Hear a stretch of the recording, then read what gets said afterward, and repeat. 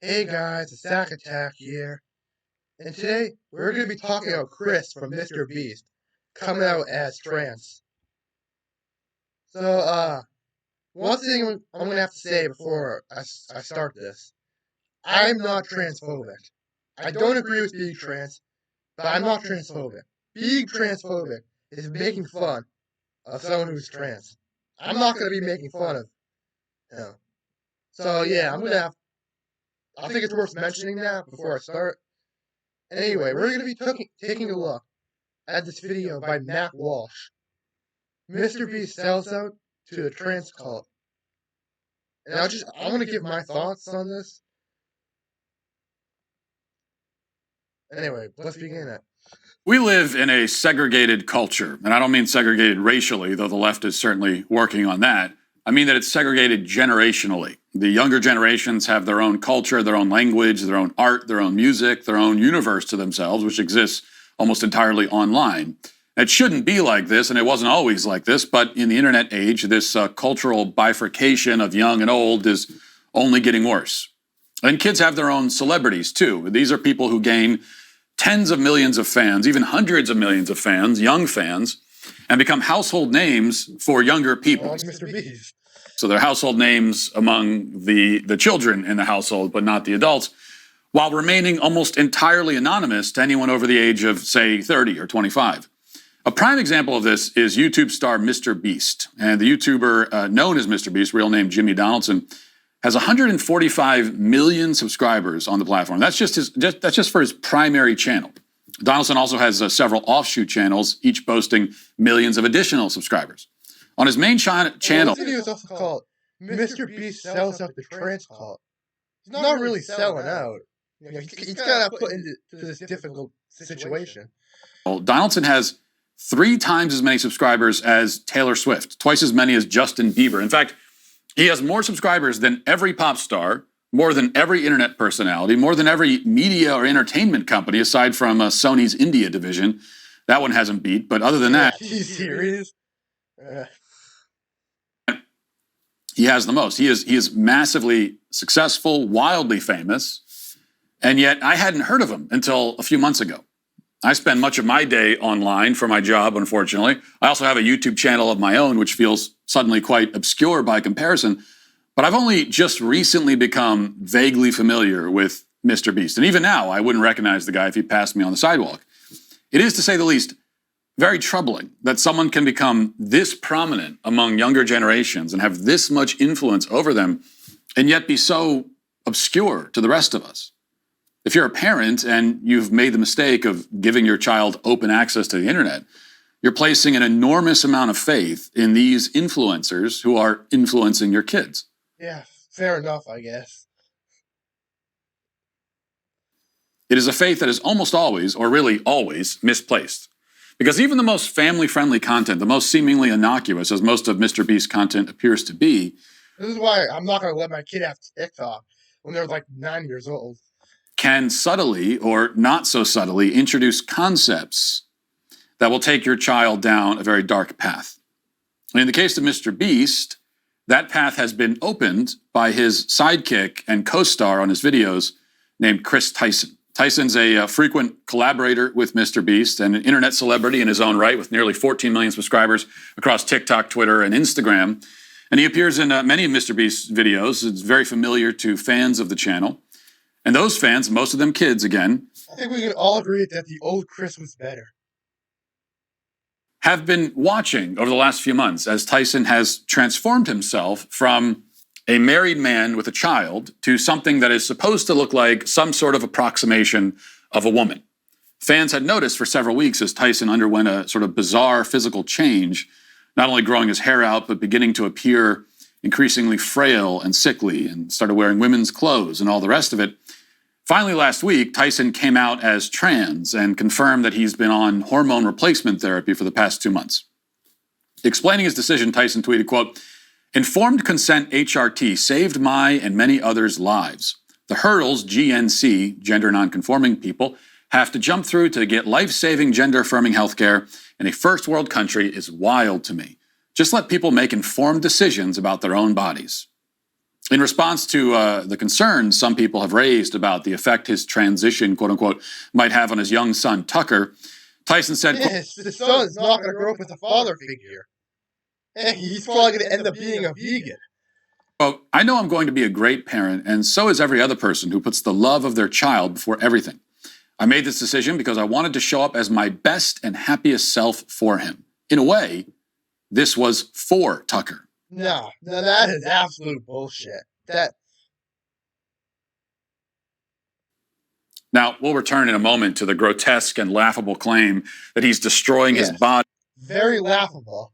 And denying his own manhood for the sake of his son. For the sake of his son, he says he's doing it. But first, we have MrBeast's own reaction to all of this. Yesterday, he sent out a tweet blasting those who've defending anyone who says anything bad about Chris. Raised concerns about having a transitioning quote-unquote man appear constantly in videos meant for kids. He called it absurd and said that, called the concerns absurd, that is, and said that all this transphobia is starting to piss me off. Now, admittedly, MrBeast has been put in an extremely difficult situation because he built a multi-million-dollar empire with innocuous, family-friendly... Honestly, I think he should just get rid of Chris. But of course, he's going to have a lot of backlash.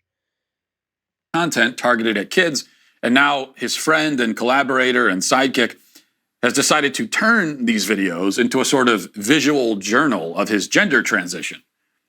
So MrBeast has a choice. He can either kick Tyson off of the team and then... She's not going to do.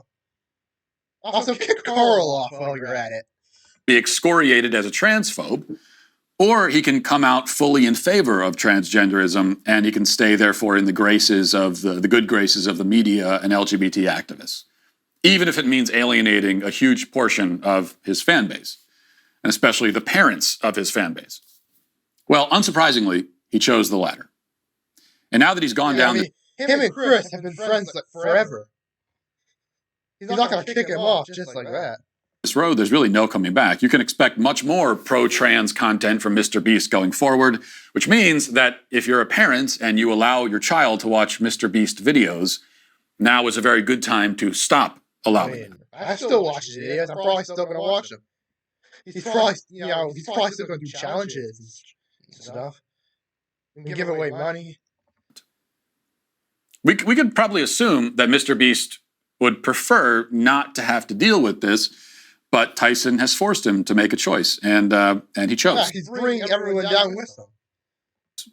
And he chose wrong. This is really the common thread. Tyson is forcing this onto people who are close to him, forcing it in more ways than one. A few months ago, Tyson posted a photo of his young son in high heels with the caption, quote, Tucker chose to slay this morning. It's only a matter of time, we can assume, before we start hearing about Tucker's own, quote-unquote, gender transition journey, a journey which Tyson will claim that Tucker chose for himself, but we can... In reality, he didn't. ...clearly see who is making the choices here. As for his wife, Katie, we can surmise how she feels about all this based on the fact that she is divorcing her husband. Tyson announced just a couple of weeks before coming out as trans or non-binary or whatever, that he and his wife had separated and were working on, quote-unquote, finalizing things. So, if you're keeping... I'm pretty sure his wife says she supported him, even though she's literally divorcing him, so... Score at home. Chris Tyson has destroyed his marriage, abandoned his child to a broken home, created huge problems for his friend and business partner, potentially costing him millions of subscribers and therefore millions of dollars. And he has done all of this just so that he can live out his fantasies in public. Yeah, facts. Personally, myself, I don't think you could change genders. Like even if you're a guy, and you think you're a girl, and you change to look like a girl, you're still a guy. He had a beautiful wife, a child, a family, an incredible job that most people would kill for, which had made him wealthy and famous. And he pulled the pin and chucked a hand grenade into the middle of that happy and serene picture. And for what? Also that he can be his, quote, happiest self, he claims. And he achieves his happiest self by rejecting his actual self and all the responsibilities that his actual self is duty-bound to fulfill. Now, Tyson is, of course, just the latest in a long line of grown married men who decide to come out as trans or non-binary. This was Rachel Levine's story. This is really a story of some of the most prominent trans activists in the country. I think grown men who transition after they've already had kids and are married, this is a demographic that is vastly overrepresented among trans activists. Now, we know that, a great many of the people who identify as quote-unquote trans, you're talking a lot of this. This is because of rapid onset gender dysphoria and the social contagion factor. There's many adolescent girls who get caught up in this. But when it comes to the activists, it seems that the activists, that a hugely disproportionate number of them are men, and especially men who, quote-unquote, transitioned when they were already adults. So Tyson is then a valuable... Yeah, you know how I feel about activists, just in general. Not even just vegans, just in general. ...example, because he reveals an important truth about the trans phenomenon. Despite what we are so often told, the decision to transition is not personal and private. Okay? It's not some sort of harmless... He's literally dragging down everyone with him. Personal decision. It's not like you're choosing an ice cream flavor at Baskin Robbins. Okay, that's a decision where you can rightly say to anybody who has an opinion about it, hey, this doesn't affect you, okay? What do you care? That's not this. You're doing something that will have a dramatic, life-altering, devastating effect on those who are closest to you. This is not a private journey that you walk alone. You are dragging others with you, whether they want to go or they don't. And almost always, they don't. Indeed, all of Western society has been dragged into this. We are all impacted, and profoundly so, by individuals who refuse to accept reality and live as themselves. But those who are closest to the impact site will feel it the most. And many of them will end up buried under the rubble, starting first and foremost with the families. This is why a grown man like Chris Tyson, who makes this choice, really does not deserve our sympathy or... Oh, facts. Literally left his wife, literally left his kid just to be a girl. Our understanding. And I know saying that will probably get me in trouble yet again with many... It's probably going to get me in trouble. I'm probably going to get a lot of backlash for this video. The right who say, well, we got to be sympathetic and nice about this. Not to these people. Because he is engaging in the ultimate act of family-wrecking narcissism. It is the deepest betrayal of his marriage vows, of his responsibility as a husband and a father. And even worse, he's dismantling his family in a way that society approves of, which means that his wife can't object to the total demolition of her family and her marriage. She can't object because she'll be labeled a transphobe. She can't cry out in anger or sadness while her husband takes a wrecking ball to her life without being labeled a transphobe and a bigot. Which is probably why she's remained silent through all this. As far as I know, she hasn't said anything publicly. She's not even afforded the dignity of her grief. She is deprived of the right to be angry about this terrible thing that has been done to her. Okay, you're a grown adult man, you have a wife, and you transition. That is something you are doing to your wife. Oh, and to society really approves of it. Yourself, but also to your wife. A man who has an affair, and leaves his wife for another woman, at least that guy has the decency to wreck his marriage in a way that allows his wife to hate him for it, and her anger will be validated by society. Men like Chris do the same kind of thing, yet they do it in a manner that calls for the wife's understanding. Very often we hear about men who transition with their wives' alleged support, and yet the details don't really add up. So, for example, a woman named Deborah tweeted this to me yesterday in response to one of my tweets. She said, quote, "My best friend Katie transitioned with the full support of her spouse, and in fact, they still live together even though they're officially divorcing. Not everyone has the same story. This is quite a beautiful story. I'm proud to have Katie as my friend." Yes, his spouse fully supports it. She thinks it's great. I mean, really, she's so happy about it. She really is. Also, on a totally unrelated note, they're getting a divorce. Oh, facts. Because that's obviously what you do when your spouse makes a decision that you absolutely support. You divorce them for it. Obviously, the claims about supportive wives are always fictional in these cases. I mean, always. In every case, when a married man decides to, quote unquote, transition, the wife does not support it. And I don't care what the wife says about it publicly, she doesn't support it. And I know that because these women married men. Okay? They didn't marry some kind of vague, ambiguous notion of a person. They didn't just say, oh, I'm marrying a person. It doesn't matter what the men. Men with definite characteristics, both physical and not. It is a form of abandonment, the worst form, in fact, to intentionally strip away and attempt to change everything about yourself. I feel like for me, it's not so much about him being trans. It's kind of more that he destroys his own family and is bringing down everyone with him. That your wife thought she married. I mean, to deliberately attempt to become the opposite of what you are and what your wife married. It is, again, an extreme betrayal of your marriage vows. You are taking your wife's husband away from her. You're taking your child's father away from him. And the best you can do to justify that decision is to say that it makes you happy. So even by your own telling, even according to your own rationalization, you are choosing your happiness over the needs and desires and the happiness of your family. See, here's the thing. Transitioning is wrong always and every time. I don't necessarily agree with that.